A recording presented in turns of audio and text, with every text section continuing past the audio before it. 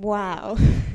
Es la segunda vez que subo al púlpito este día, sorpréndanse. Eh, Estoy nerviosa, se lo admito. Estoy nerviosa, hace tiempo no tengo esta oportunidad de dar la lección. La lección de esta semana tiene como título El llamado de Jesús. Estuvimos estudiando acerca del llamado que Jesús le hizo a los 12 discípulos y el Sermón del Monte, el Sermón del Monte se presentó justo después que Jesús hizo el llamado. 5 discípulos estuvieron con él desde el comienzo de su ministerio, pero vale la pena resaltar que Jesús ejerció su ministerio durante más de un año antes de escoger al resto del grupo. Jesús fue un seguidor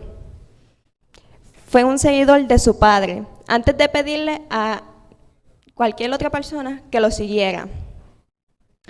Aunque Jesús era Dios en carne humana, Él no se apoyó en su divinidad para determinar a quienes seleccionaría para ser sus discípulos. Él fue en tranquilidad, se arrodilló, durante toda una noche oró, buscando esas palabras o esas personas que realmente él necesitaba para poder llevar su ministerio y comenzar este movimiento que cambiaría el mundo. Así que él quería estar seguro que las personas que él eligiera eran los colaboradores correctos. Dios nos está esperando, nos está escuchando y está listo para dirigirnos. No importa cuán grandes o pequeños sean nuestras decisiones. Después de su llamado a los 12 discípulos, Jesús procedió a establecer los principios del reino del cielo por el que deberían vivir. El llamado al discipulado siempre viene seguido de un llamado a vivir ese discipulado a través del servicio a la humanidad. Nosotros somos parte integral de la familia de Dios, pero nuestra continuidad en esa familia está determinada por el amor que nos mostramos mutuamente. Dios llama a todos a seguirlo y a algunos a realizar su ministerio especial. Dios ha estado llamando a los seres humanos. A cada uno de nosotros Dios nos ha estado llamando. Pero ¿por qué su preocupación hacia nosotros debe importarnos? Fácilmente, Dios no nos necesita. Nosotros lo necesitamos a Él. El llamado a los 12 discípulos fue una manera de demostrar que los seres humanos pueden ser recuperados para la causa de Dios. Es un privilegio escuchar y aceptar el llamado que Dios nos hace a nosotros como discípulos. En el Sermón del Monte, entre los temas que se tocan, Jesús tocó que estaba la paz, la bondad, la difamación, el pueblo de Dios como sal de la tierra, donde comienza un asesinato, donde comienza un adulterio, el matrimonio y el divorcio, hacer juramentos, hacer nuestro máximo esfuerzo, amar a nuestros enemigos, hacer el bien, el ayuno, las preocupaciones, la crítica, la búsqueda de Dios, el camino hacia el cielo y cómo tener una buena vida, entre muchas otras. Una buena parte de lo que Jesús delineó en los principios sobre lo que se apoya, el reino de los cielos hoy en día se considera radical. Todas las cosas que pasan, que son como normales, hoy día se consideran radicales. ¿Por qué? Tenemos un ejemplo muy claro, y eso tuve una pequeña conversación con mi madre. La mayoría de la gente no cree que es posible amar a un enemigo. ¿Por qué?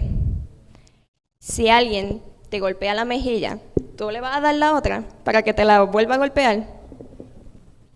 Eso es para que pensemos, y obviamente esto es de una forma retórica.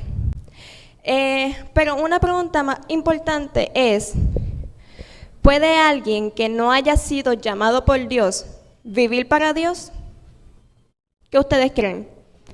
Reflexionen internamente. ¿Puede alguien que no haya sido llamado por Dios vivir para Dios? Cualquiera había podido decir que los 12 discípulos escogidos por Jesús no eran precisamente lo mejor que ofrecía la humanidad. La mayoría de ellos eran trabajadores pobres. Esto demuestra hasta cierto punto por el desdén que los líderes judíos los veían. Jesús básicamente tomó lo peor de la naturaleza humana para dejar que se manifieste un poco el sol de la justicia que puede hacer por nosotros. Nosotros, lo peor de la naturaleza humana, Dios nos cogió para que ese sol de la justicia bregara con nosotros, nos manejara y así nosotros poder ser discípulos. Los resultados de los 12 discípulos son muy claros. 3 de ellos llegaron a ser escritores hábiles. Juan fue un profundo teólogo. Pedro se convirtió en un gran predicador. Y sabemos que Pedro lo negó 3 veces. A través de estos hombres comunes, Jesús construyó las bases de una nueva iglesia que crecería y se extendería hasta su segunda venida. Pero si Jesús pudo hacer tanto con tan poco, ¿qué ustedes creen que Jesús puede hacer con nosotros? En el Sermón del Monte, Cristo no solo habla del glorioso reino del futuro, sino del reino de la gracia que mora en el corazón de sus seguidores. Los judíos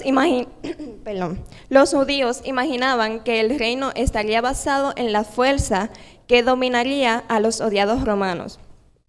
En algunas parábolas, como la de la cizaña, la semilla de mostaza, la levadura y la red, Jesús trató de ejemplificar cómo debíamos vivir el reino de la gracia. El reino que Cristo vino a establecer es el que comienza en el corazón de los hombres, impregnan sus vidas y rebosa hasta los corazones y la vida de otros con el dinámico y apremiante poder del amor. Es interesante cómo Jesús nos llama constantemente y toca nuestro corazón, tan solo para que vayamos a sus pies. Estos 12 discípulos eran pescadores, cobradores de impuestos, personas pecadoras, que para muchos estos simplemente no eran merecedores de andar al lado de Jesús. Esto nos muestra que Jesús está dispuesto a llamarnos, sin importar los pecados que hemos cometido. Lo que a Él le importa es que estemos dispuestos a escuchar su llamado y que cambiemos nuestra vida. Yo, como pecadora, Jesús no me pide mucho, tan solo que vaya a sus pies, que lo acepte en mi vida y que cambie mi vida. Sí, Dios nos puede ayudar a transformarnos, pero está en nosotros si queremos dar ese paso.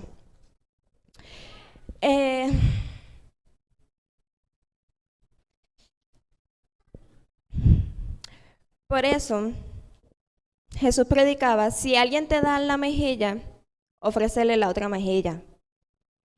Si alguien te quita la capa, ofrécele la camisa. Al igual que al que maldiga tu nombre, bendícelo. Haz con los demás lo que tú quieres que hagan contigo. La vida cristiana es difícil. Eso no hay ninguna duda, es difícil. Sin embargo, junto a la mano de Dios, todo es más sencillo. ¿Por qué? Porque Él está a nuestro lado y no nos deja. Para ir concluyendo, no importa si somos pecadores, Jesús quiere hacernos un llamado hoy, que cabe mencionar que es el mismo llamado que le hizo a los discípulos en aquellos tiempos. Este llamado es que Él quiere que vayamos a sus pies, porque su venida cada vez está más cerca, y Él lo que quiere es que tú digas, sí, Señor, sí, Jesús, sí, Dios, yo quiero seguirte. Yo quiero recibir tu llamado. En esta mañana me gustaría invitarlos a que le digan sí al llamado. Sí, Señor, yo quiero acercarme a ti. Sí, Señor, yo quiero ser fiel. Sí, yo quiero ser un discípulo tuyo.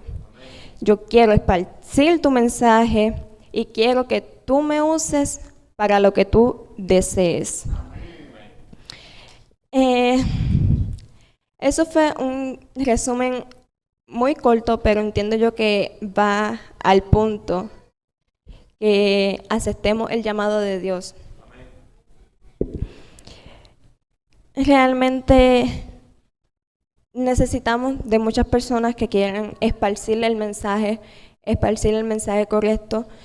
Necesitamos personas que quieran ser discípulos de Dios. Ya para concluir, para hacer la oración, tenemos, como siempre piden, que oremos por los jóvenes. En esta mañana tenemos a 2 jóvenes en específico por los cuales quieren que oremos, que es Jaden Morales y Melanie Mejías. Obviamente también tengan en sus oraciones a todos los jóvenes. No sabemos por las luchas que ellos están pasando, siempre manténganlo en sus oraciones. Vamos a orar. Padre, gracias por todas las bendiciones que nos han dado hoy y siempre. Gracias por siempre estar llamándonos para acercarnos a ti. Padre, realmente te necesitamos en nuestros corazones, en nuestra vida. Necesitamos que tú seas nuestra guía. Padre, te pido hoy en específico por estos 2 jóvenes que no sabemos por las situaciones que están pasando, pero que ellos quieren que tú los guíes, ellos quieren sentir tu llamado, Padre. Gracias por todas tus bendiciones y por todo lo que nos has dado en esta vida. En nombre de Jesús, amén.